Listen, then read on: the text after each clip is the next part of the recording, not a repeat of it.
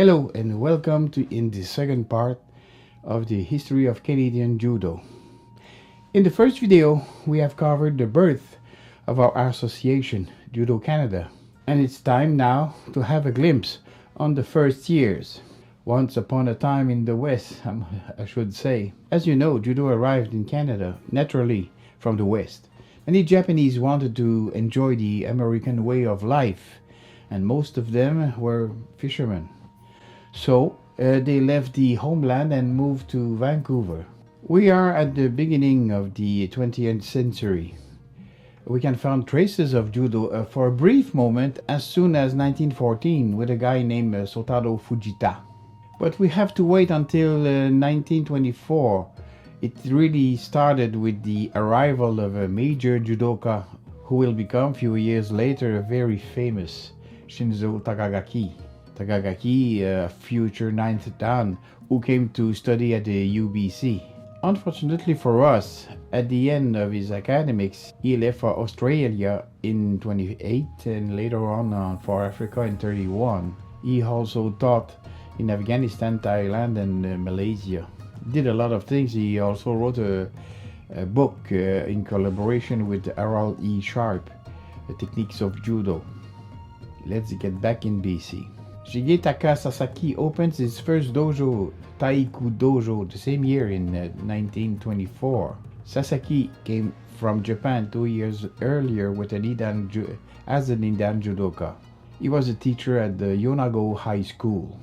Oh, before I forget, Katemaru Akiyama is the first who has begun judo as a white belt and obtained a shodan in Canada. We are in June 1925. He was a student of Takagaki. Just a bit later, Kano himself will sign his diploma on July 29. A second dojo will open under the supervision of Tomoaki Doi in 27. And soon we can count about 10 dojos in Vancouver's area. We can say that judo takes roots, for real. Some of those pioneers played big roles in the growth of Western judo. People like Kamino, who gave all his life to the development of judo, Doi. Many generations of great judoka will appear very soon in BC, Alberta and Manitoba, with the Demukai, Mitani, Sakai, Hirose, Senda, Oye, just to name a few of them. But there were also a lot of silent partners which allowed to have the critical mass to survive through the years when many dojos opened during the first 5 years. Most of those sensei of that time were born in Japan or Issei or Nisei, first generation to be born in Canada. And judo slowly takes place in 1930.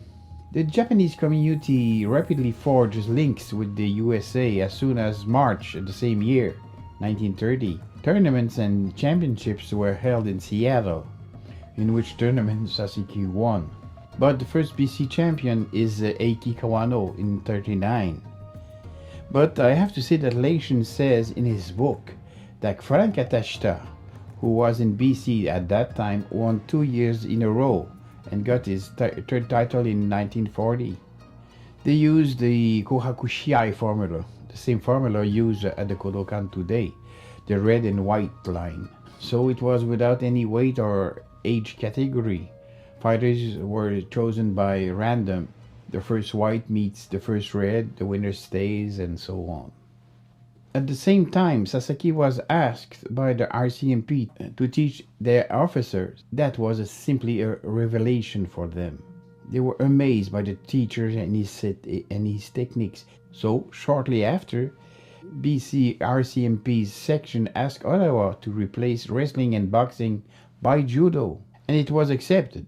It was the first time that Caucasian could learn judo in Canada. What Sasaki didn't know at that time is that his relation with the RCMP will serve him in a dark future. Soon after, Sasaki left for Japan to study with Mifune Sensei at the Kodokan and obtained his sandan, which was very high grade in the early 30s. 1932 is a very important date for the Canadian Judo since they received a visit from Jigoro Kano, who was in LA for the Olympics and wants to see the first Canadian dojo, Kamino's Taiku Dojo. Kano will at the same time give three honorary black belts, Eiichi Kagetsu, Kentaro Isobe, and Tomiyuki Sumi, who supports judo since the day one. In the old days, tournaments were not what we see today. Oh, it was between judoka from the Japanese community, à la bonne franquette, we say in French, in good frankness.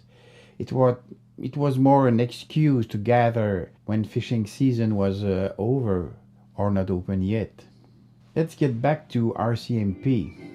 It's mainly because RCMP officers wanted to become black belt that Caucasian had begun judo in Canada. We can find traces in 33 of RCMP members in tournaments. We should admit that they did well since 3 years later, 11 officers were promoted to black belt. RCMP has a lot of trust in Sasaki's skill as they gave him to assume the entire security of the King George VI when he came the same year. We can find very famous Canadian judoka among this selected group: Toshio Nishi, Sasaki, Umetsu, Kawano, just to name a few. It's also in 36 that Kano was in BC for the second time. He was on his way to the Berlin Olympics game and after that began the world tour. He asked Sasaki to go with him.